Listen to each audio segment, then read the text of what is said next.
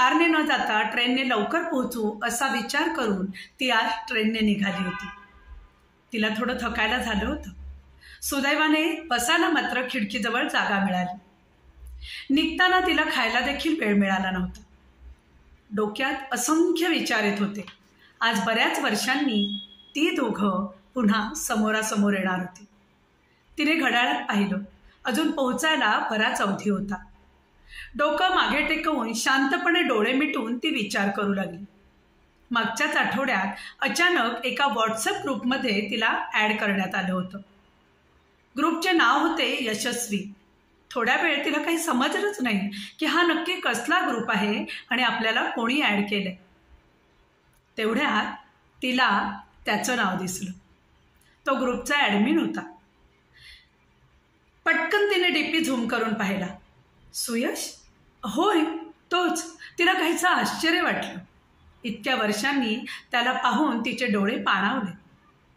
क्षणभर विचार करून ती ग्रुप लेप करणार तितक्यातच तिच्या मोबाईलवर त्याचा मेसेज आला. पुढच्या आठवड्यात होणाऱ्या या मीटिंगचा तुझ्या व्यवसायासाठी, व्यवसाय वृद्धीसाठी नक्कीच फायदा होईल. तिने वाचून काहीच रिप्लाय दिला नाही. पुन्हा त्याचा मेसेज आला. नक्की ये, मी वाट पाहतोय. तिने रिप्लाय न देता मोबाईल बाजूला ठेवला. ती कामात मन रमवण्याचा प्रयत्न करत होती, परंतु आज काही तिचे कशातच लक्ष लागत नव्हते. अधूनमधून ग्रुपवरती मीटिंगच्या संदर्भात रोज मेसेजेस येत असल्याने सगळ्या डिटेल्स तिला नियमित कळत होत्या, परंतु ती वाचून दुर्लक्ष देखील करत होती. मीटिंगच्या आदल्या दिवशी सकाळी त्याचा परत मेसेज आला. येतेस ना? ती संभ्रमात पडली. काय करू? शेवटी थोडा विचार करून अंगठ्याची इमोजी पाठवून तिने होकार कळवला. मीटिंगसाठी ती स्वतः देखील थोडी तयारीला लागली. तसा तिचा स्वतःचा व्यवसाय बऱ्यापैकी व्यवस्थितच चालला होता, परंतु तरीही तिने या मीटिंगला जाण्याचं ठरवलं. छत्रपती शिवाजी टर्मिनसला ट्रेन थांबल्यावर ती भरभर चालत टॅक्सीमध्ये बसली. मीटिंग ज्या हॉटेलमध्ये आयोजित केली होती तिथे ती पोहोचली. दार उघडून आत प्रवेश करणार तितक्यातच तिचं लक्ष स्टेजवर बसलेल्या त्याच्याकडे गेलं. त्याला इतक्या वर्षांनी परत पाहून थोड्या वेळ तिच्या छातीत धडधडलं. तोही जणू काही तिचीच वाट पाहत होता. तिला पाहताच त्याचे डोळे चमकले. त्याला हायसं वाटलं.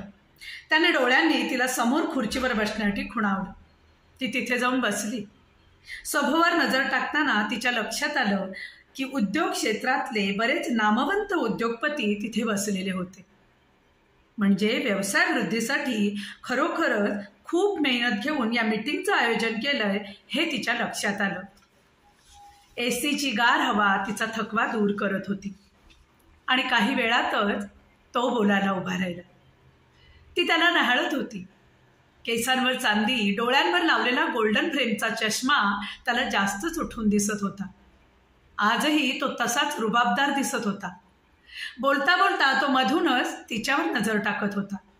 ज्या पद्धतीने तो एक एक मुद्दे समजावून सांगत होता ते ऐकून खरं तर तिला मनातल्या मनात खूप आनंद झाला होता.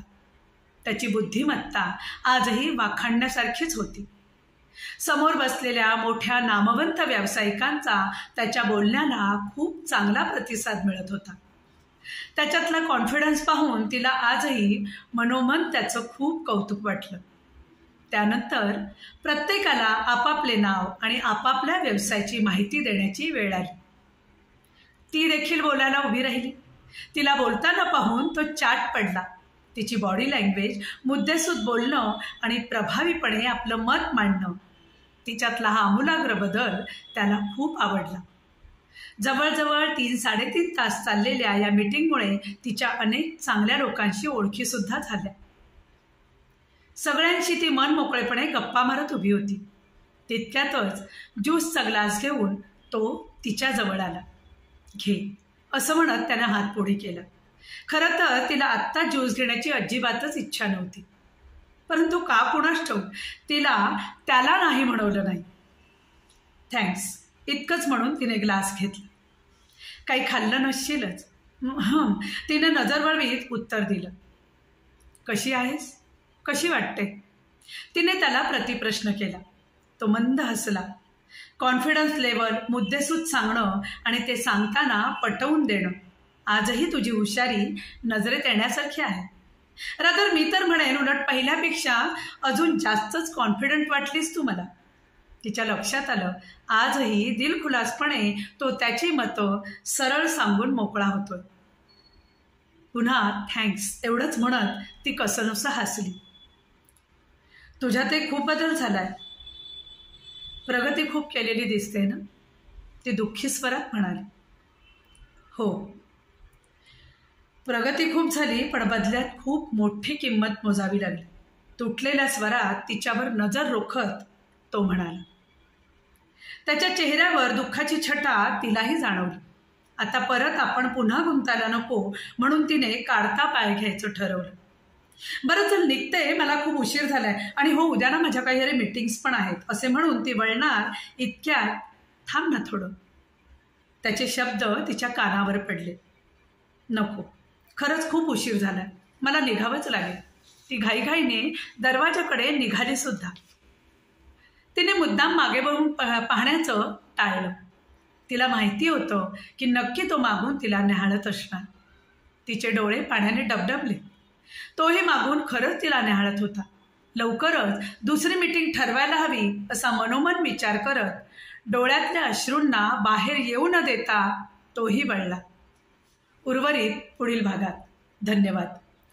आजची माझी ही कथा माघार स्वलिखित कथा आपल्याला जर आवडली असेल तर चॅनलला सर्वप्रथम सबस्क्राईब करा, चॅनल लाईक करा, शेअर करा आणि आपल्या